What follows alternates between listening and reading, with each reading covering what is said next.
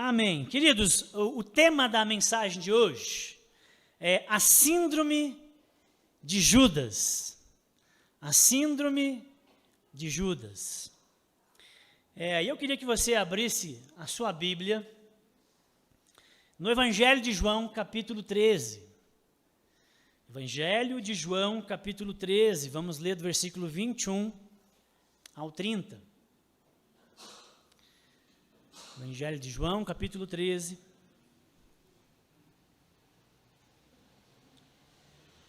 Você tem Bíblia, celular, está aí o aplicativo. Se você quiser acompanhar, também temos algumas Bíblias para empréstimo, senão a gente vai também projetar, tá bom?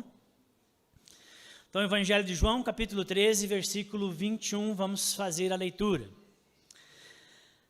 Havendo falado dessas coisas, Jesus perturbou-se em espírito e declarou: em verdade vos digo que um de vós me trairá.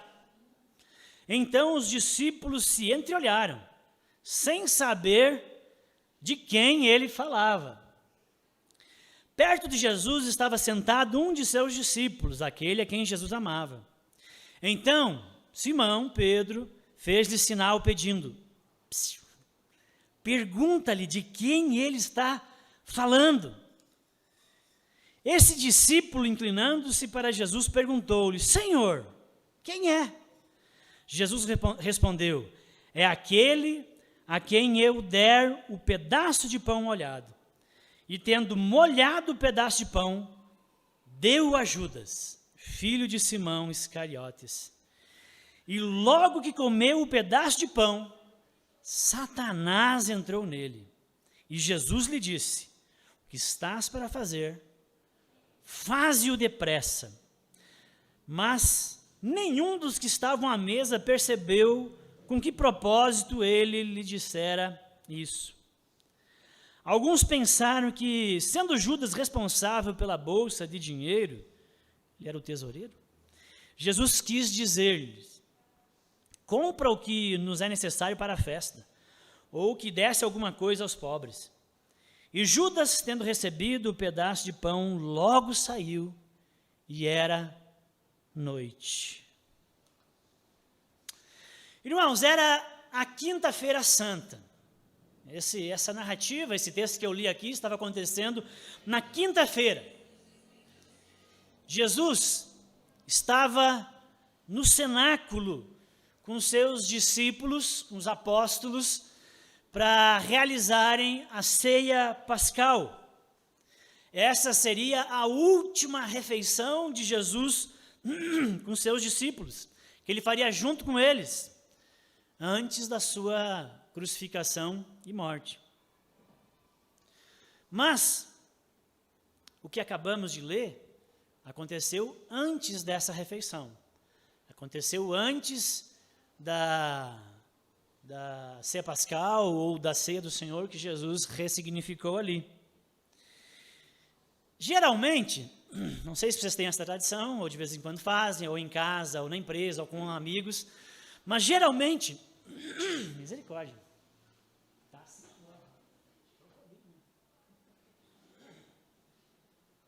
geralmente, fim de ano, a gente faz um amigo secreto, não faz?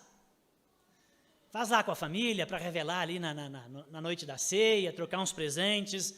Normalmente faz isso, né? Em casa, nos amigos, em algum ambiente.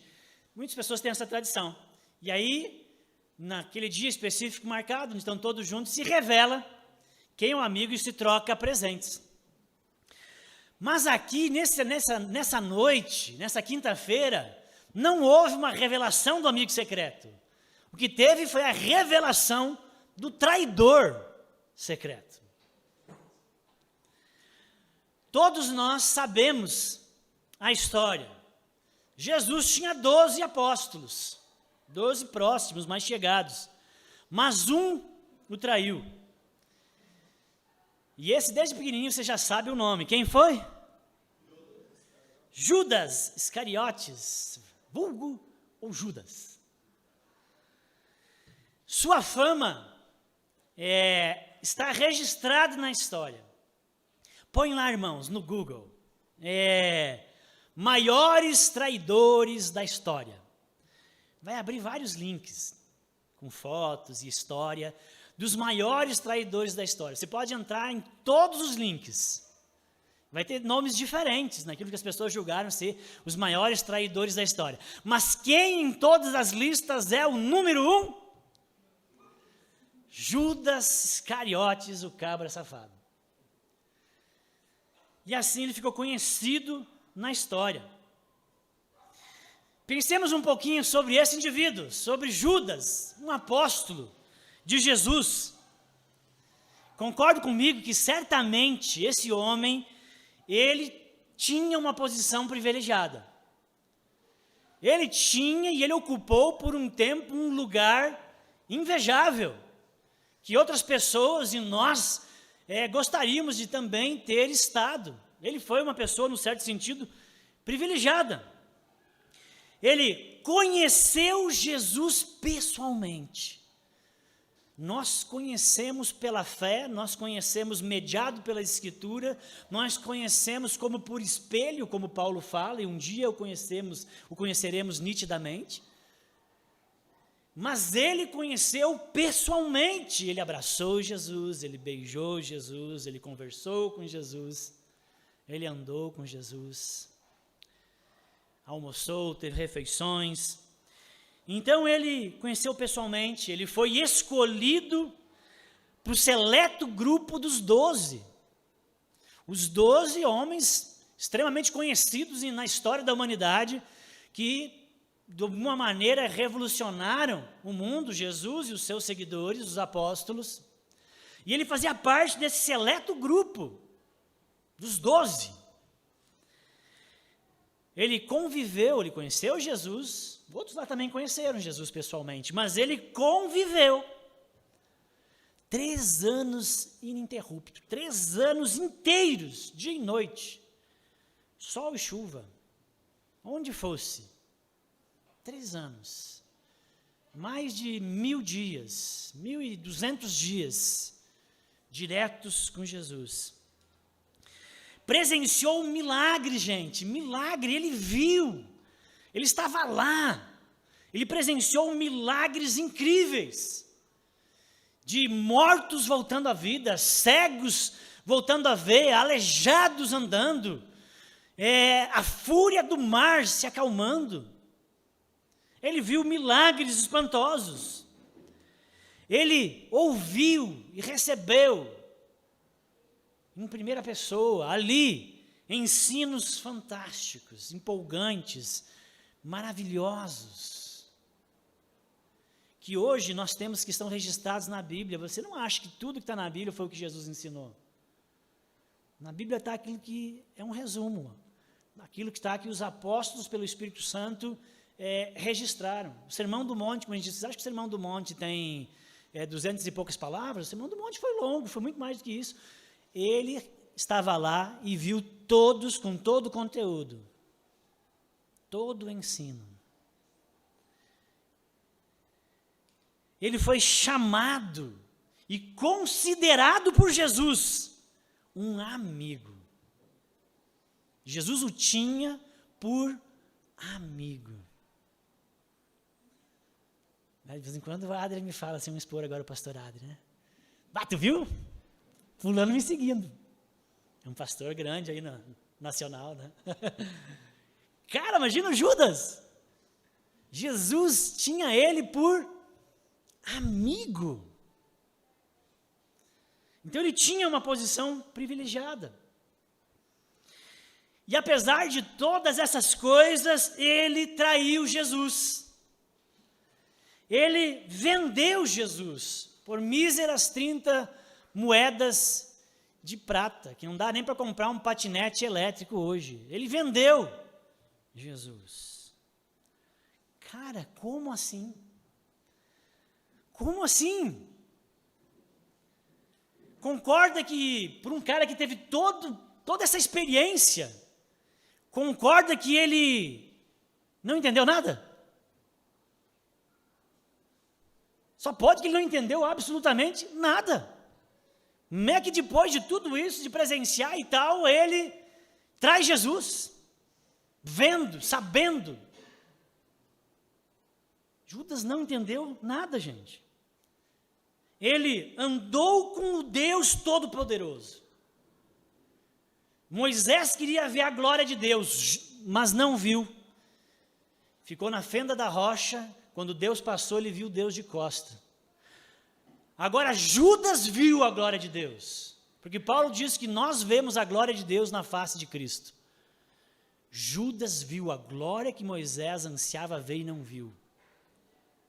Ele viu, andou com o Deus Todo-Poderoso, mas isso não fez diferença alguma na vida dele.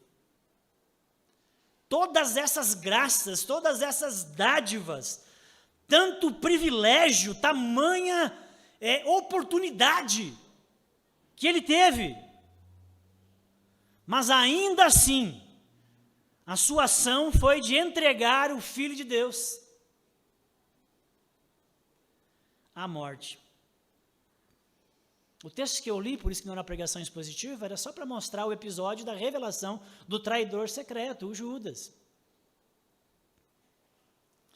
Judas foi alguém que não entendeu o valor daquilo que ele tinha. Ele não entendeu o valor que Jesus significava para o seu destino eterno. Ele não entendeu que diante dele estava, conforme a própria parábola de Jesus, a pérola de grande valor. Diante dele estava aquele que ele devia vender tudo para tê-la.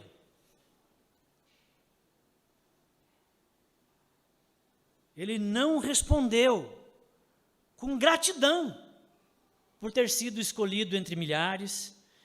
Ele não conseguiu perceber a imensidão do amor de Deus em ter enviado o seu Filho para resgate e salvação da humanidade e do Judas, dele mesmo. Ele não conseguiu ver o grande amor de Deus. Então, ele não foi grato a Deus por essas oportunidades, por esses ensinos. E porque ele não deu valor e não foi grato, ele também não conseguiu ser responsável pela luz que ele recebeu naqueles 3 anos de vida. Ele não foi responsável com os privilégios, não foi responsável com a oportunidade que tinha em suas mãos. Irmãos, Judas andou com Jesus, mas não deu valor, não foi grato e não foi responsável com essa dádiva do Salvador na sua vida. E esse comportamento, eu quero batizar aqui de síndrome de Judas. Outros já podem ter feito isso, eu juro para você que eu não li em lugar nenhum, mas com certeza outros já fizeram. Mas eu vou batizar de síndrome de Judas.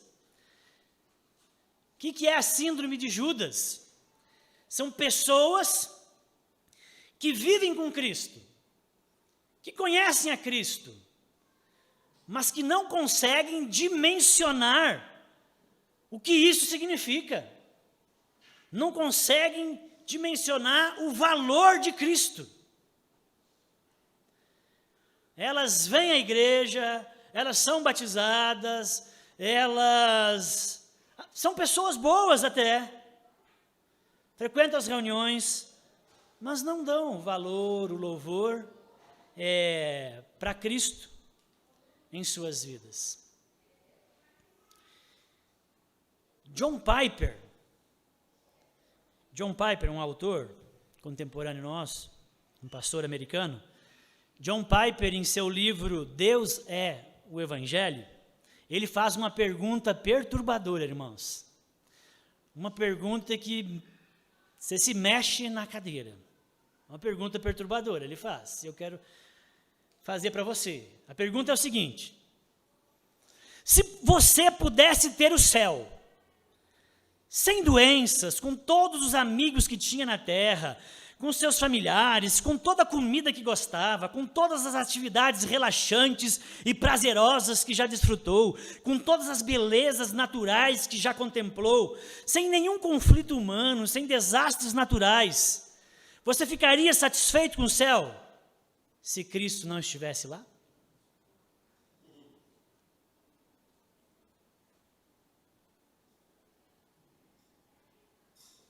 Um céu tudo de bom, só que sem Cristo. Esse céu servia para você? É uma pergunta perturbadora. Ficou tentado, irmão? Balançou? Mas o ponto é que pessoas com essa síndrome de Judas, elas dão pouco valor a Cristo. Cristo, o Evangelho, Cristo, tem pouca importância ou pouco lugar nas suas vidas. Não dá para dizer que nessas pessoas que têm essa síndrome de Judas, não dá para dizer que as suas vidas é uma resposta de gratidão ao grande amor de Deus demonstrado na cruz. Para essas pessoas, esse céu maravilhoso, sem Cristo, já estaria bom. Já seria de bom tamanho. Mas resumindo, pessoas com síndrome de Judas são pessoas que vivem com Cristo sem dimensionar, sem dar o devido valor, louvor, gratidão e responsabilidade à pessoa de Cristo em suas vidas. Ou seja, Cristo não afeta as suas vidas. Cristo não é a mola, Cristo não é a baliza, Cristo não é a régua. Cristo não afeta tanto suas vidas. Agora, o que acontece quando nós desenvolvemos essa síndrome de Judas? É uma pregação para cristãos. Isso não é uma pregação para um incrédulo. É uma pregação para cristãos. Pessoas que conhecem Jesus, que andam com Jesus, que estão nas igrejas, que participam dos retiros e tudo mais. Que é um risco, que é um perigo. Né? Jesus tinha 11, com todas as maravilhas, mesmo assim, um não entendeu nada, um não deu o valor devido. Agora, o que acontece quando desenvolvemos a síndrome de Judas? Primeiro, irmãos, nós corremos o risco de tornarmos-nos meros religiosos. E no sentido pejorativo da palavra religioso. Nos tornamos meros carolas? É isso, né? Religiosos. O religioso, pejorativamente, de uma visão negativa, quando se fala, né? O religioso, assim falando, é aquele que conhece muito bem os preceitos, conhece muito bem a Bíblia, sabe decor, né? Os 10 mandamentos, todas as coisas por aí, sabe, vários versículos na ponta da língua. O religioso, ele sabe muito bem os preceitos. Ele fala até constantemente os versículos e os preceitos e aquilo que ele sabe da teologia. Ele até cobra dos outros essas coisas, mas ele mesmo não vive. Ele mesmo não reflete com verdade essas coisas. Ele só aparenta. Ele é uma casca. Então é verdade que muitos de nós passamos anos indo à igreja. Vamos aos cultos no final de semana, ouvimos pregações na igreja, ouvimos pregações no carro, ouvimos pregações no YouTube, ouvimos muitas pregações, cantamos louvores, participamos de retiros, práticas que recomendamos, irmãos, que não tem nenhum problema nelas, você ouvir muitas pregações, estar nos cultos, ir nos retiros, cantar louvores, coisas que um cristão precisa fazer. Mas alguns, tudo isso, participar de tudo isso, está envolvido no circuito da religião, para alguns é apenas um acumular de conhecimentos, sem que isso faça a diferença, sem que todo esse conhecimento acumulado por estar no circuito da religião e participando das atividades, sem que isso afete sua vida de modo que você venha a ser transformado, sem que você mude. Quando que conhecimento é importante, conhecimento é bom, mas quando que um conhecimento não nos transforma? Quando ele não percorre um caminho de 30 centímetros, quando ele não desce só da mente ao coração.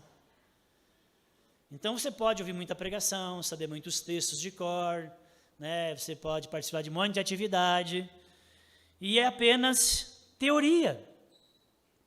Porque as verdades do Evangelho e Cristo de verdade não afeta a sua vida. Você está careca de saber um monte de coisa, mas isso não afeta a sua vida. Você está ali, ano após ano, acumulando conhecimentos,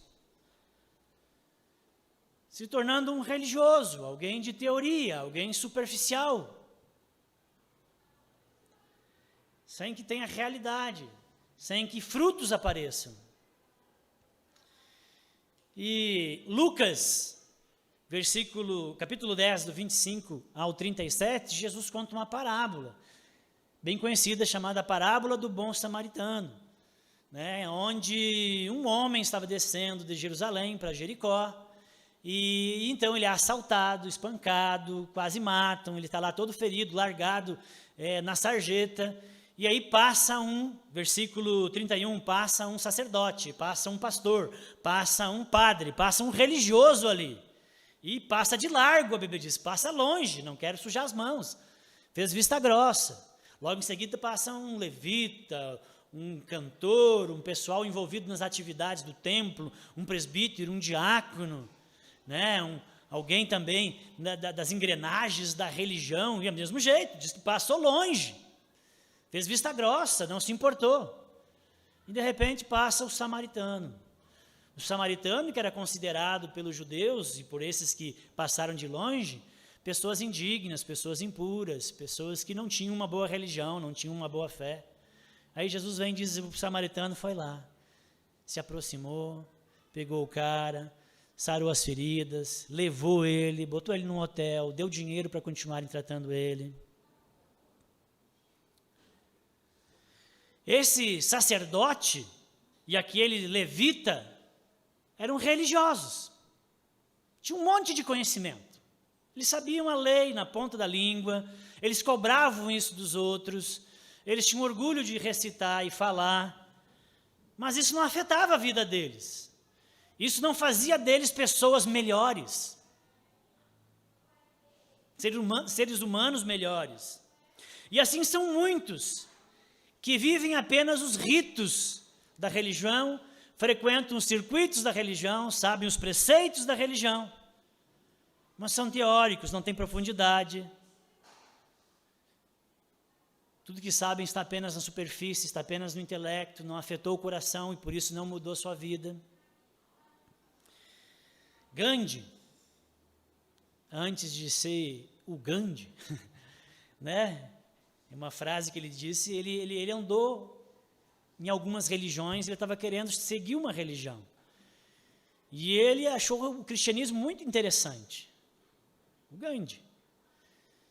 E ele disse, eu só não fiquei no cristianismo, porque se as pessoas do cristianismo vivessem o que elas creem, o mundo seria muito melhor.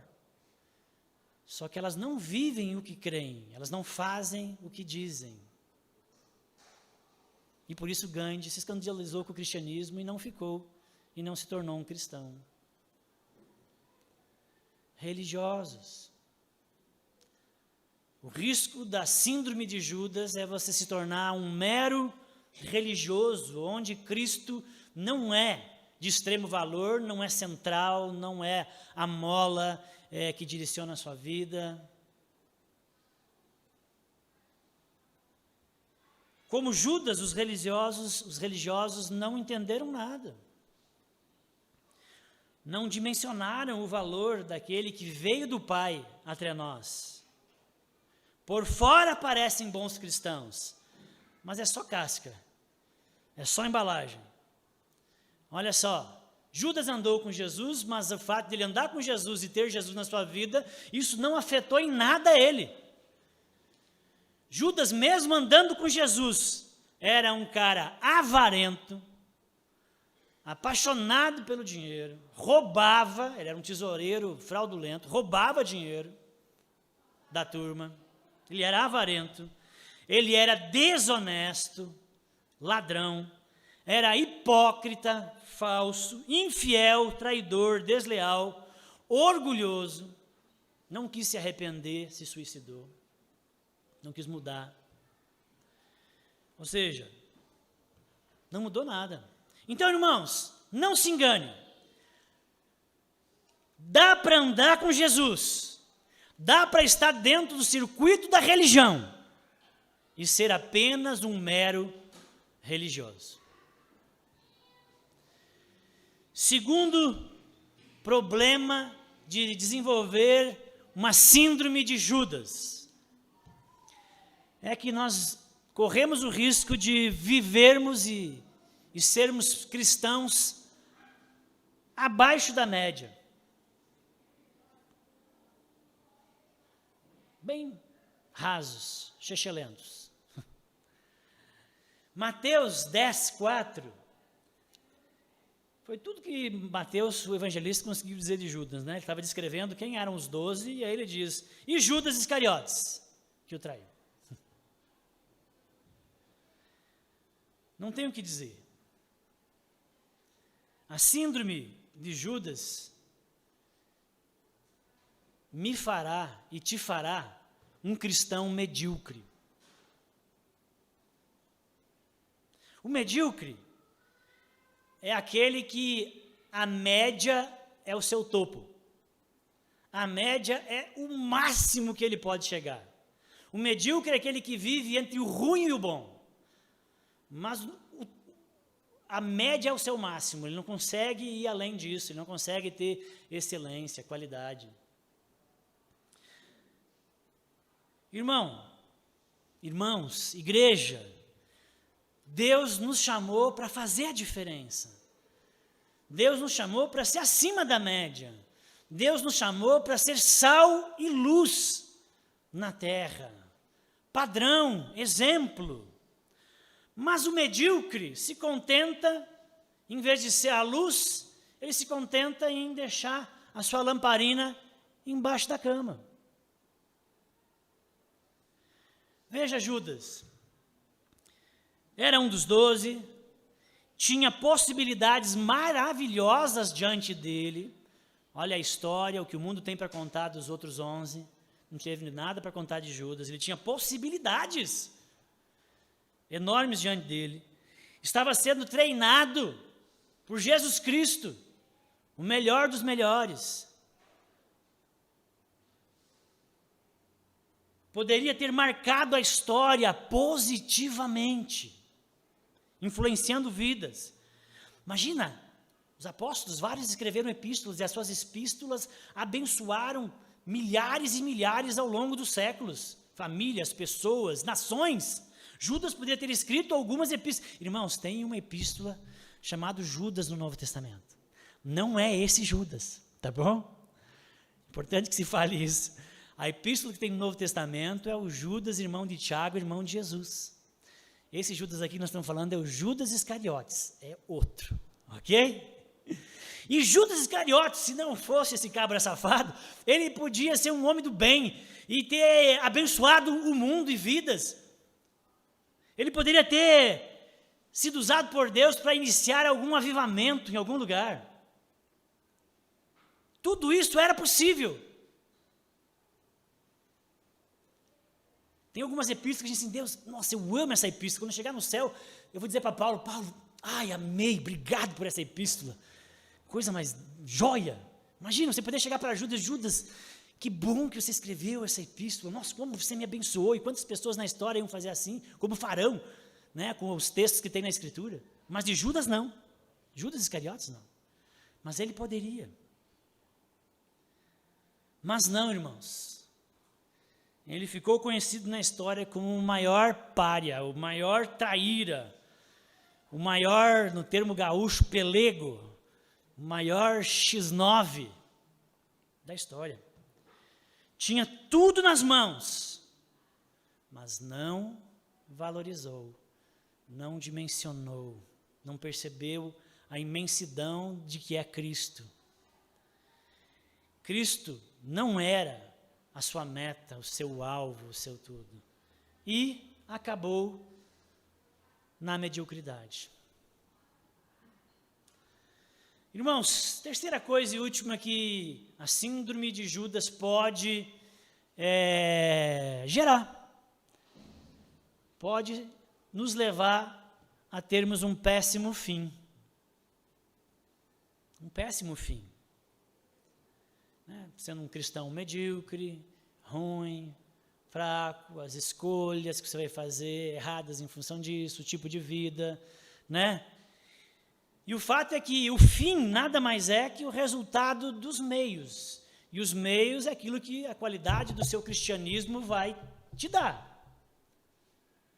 Mas esses meios vão determinar o seu fim. O fim nada mais é do que a colheita do que plantamos. O fim da nossa carreira, no fim da nossa carreira, nós teremos aquilo que cultivamos ao longo dela.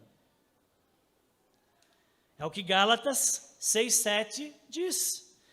Não vos desenganeis, de Deus não se zomba, pois aquilo que o homem semear, isso também ceifará. Se Cristo, o Filho unigênito do Pai, nosso Senhor, que Ele nos enviou para nos salvar dos pecados, nos redimir, nos reconectar com Deus, se Cristo não é tão importante nas nossas vidas, se a gratidão a Deus não se expressa no amor ao próximo, como aquele sacerdote, aquele levita, se a sua vida não reflete a responsabilidade de ser um cidadão do céu, na terra, então muito provavelmente você terá o fim que plantou. Você chegará ao destino que escolheu percorrer. Judas começou muito bem. Ele estava entre os 12. Mas ele terminou muito mal. Porque não entendeu. Não dimensionou. E a Bíblia diz que ele terminou pendurado numa árvore. Um péssimo fim. O suicídio é o fim de uma vida que perdeu o sentido de viver. Olha, quem vive a síndrome de Judas não acaba bem. Mas se tem uma coisa que é mais importante do que começar bem, é terminar bem. Amém? Talvez a sua caminhada com Jesus, nesse momento da vida, não está lá grandes coisas. Talvez o negócio não está fluindo, não está tão empolgante, conectado, firme. Talvez você até aceitaria a ideia de um céu maravilhoso sem Jesus. Você se contentaria com isso, no final. Só que isso não é bom, irmãos. Não se conforme com isso. O que eu quero dizer para você é que se talvez hoje não está legal, Jesus está diante de nós agora. Amém? Diante da igreja, e Ele nos chama. Ele nos chama para um relacionamento mais forte, um relacionamento mais profundo, mais firme. Gente, nós estamos começando o ano. Imagina,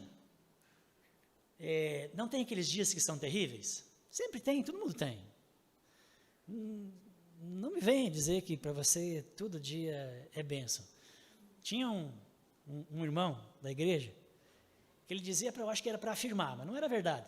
Perguntava para ele, tudo bem? Ele dizia sempre, muito melhor do que ontem, e está uma maravilha, sempre bem, maravilhoso. Não é verdade. sempre muito melhor do que ontem. Então, às vezes, tem aqueles dias que dá tudo errado, né? Você já começa tropeçando na mesa, já dá ruim, já tem uma coisa que quebra, está indo para o trabalho e algo dá errado, e quebra, e perdeu um negócio, e dá errado, aquele dia pavoroso, que você só quer que termine. E pela misericórdia de Deus, Ele fez com que o dia tivesse 24 horas. Imagina se um dia ruim nunca terminasse. Que horrível! Mas o dia termina, ele só tem 24 horas. Amém? E o outro dia é um novo dia diante de Deus e as coisas podem ser diferentes. Então nós estamos começando o ano. E um ano tem 365 dias. Já foram 15. Mas são 365 oportunidades de glorificar a Deus com a sua vida. Amém? 365 oportunidades de você levantar de manhã e dizer: Deus, Senhor Jesus Cristo, o Senhor é o máximo, o Senhor é tudo para mim. Que nesse dia a minha vida reflita isso. Amém? Que eu agrade ao Senhor com as minhas escolhas. Eu vou ser tentado a não fazer isso, a me desviar do caminho, mas me ajuda. O Senhor é tudo. E a cada novo dia Ele nos dá essa oportunidade. Então, se a sua caminhada com Jesus não vai bem, Ele está te dando uma nova chance. Amém? O ditado gaúcho diz que o cavalo encilhado não passa 2 vezes. Na fé ele passa, porque Deus é longânimo, Deus é misericordioso, Deus é tardio em irar. Mas tem limite. Não queira conhecer o limite de Deus. Então, não está bem a caminhada? O Senhor Jesus nos convida. Um novo ano, 2023. Amém? Um ano de consagração, um ano de recomeço na fé. Um ano de, eu desafio você a ler, quem sabe, todo o Novo Testamento esse ano. Vamos ler todo o Novo Testamento esse ano? Começa a ler, um capítulo por dia. Pergunta, estuda. Quem sabe você está um pouco mais guloso, quem sabe você lê a Bíblia toda esse ano. Amém? São 5 capítulos por dia, mais ou menos. Esse ano vamos orar mais. Vamos ter nosso tempo de devocional com maior assiduidade. Vamos conversar com Deus mais seguido. Amém? Jejuar, amar o próximo, servir, participar de projetos na sociedade. Amém, queridos? O Senhor Jesus nos dá a oportunidade de você o glorificar, de você mostrar que Ele é importante, que Ele é grande. Então eu desafio você, nesse sentido, para esse ano. Poxa, eu não tenho sido tão regulares nos cultos da igreja. Esse ano, eu vou buscar ser regular, participar das atividades. Eu nunca participei de pequeno grupo. Eu vou buscar o pequeno grupo pessoal aí, um grupo que seja do meu perfil, e eu vou fazer parte. Qual que é o tamanho de Cristo na sua vida? O quanto que você quer mais dele? Lembra, o Judas é aquele que não dimensionou o que tinha diante dele. Ele tinha o tudo, ele tinha o universo diante dele. E acabou miseravelmente por não valorizar o que tinha.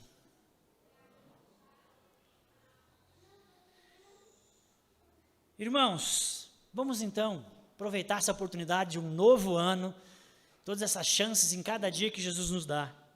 E tudo isso para que Cristo cresça em nós, para que Cristo seja glorificado em nós. Amém? E para que a gente se alegre nele. Então eu deixo esse desafio para os irmãos, essa reflexão a respeito da fé e da sua caminhada com Jesus. E para você não abraçar, para você não aceitar isso que aconteceu com Judas, acontecer com você. Amém? Amém? Vamos orar? Feche seus olhos. Se o Espírito Santo te cutucou, se o Espírito Santo te chacoalhou, queria que você orasse com sinceridade, falasse com Ele, como resposta a essa pregação. Senhor nosso Deus, ouvimos a Tua palavra, aprendemos aqui com a triste história de Judas. Deus, aprendemos algumas lições, eu sei que o teu Espírito Santo fala, o seu Espírito Santo sussurra, o seu Espírito Santo nos convence, e aquilo que o Senhor falou aos nossos corações, na autoridade do Espírito e na força do Espírito, ajuda-nos a viver, ajuda-nos a dar-nos os passos, para que sim, 2023 seja um ano de consagração, um ano de andar com Jesus, um ano de apoiar os líderes, um ano de buscar o Senhor realmente com vigor, como alguém que entende o que é ter Cristo, estar com Cristo, pertencer a Cristo. Senhor, aviva as nossas vidas, que a nossa vida não seja medíocre, que a nossa vida faça a diferença, e que o Senhor Jesus seja, Senhor, o diferencial em tudo em nós. Em nome do Senhor. Amém.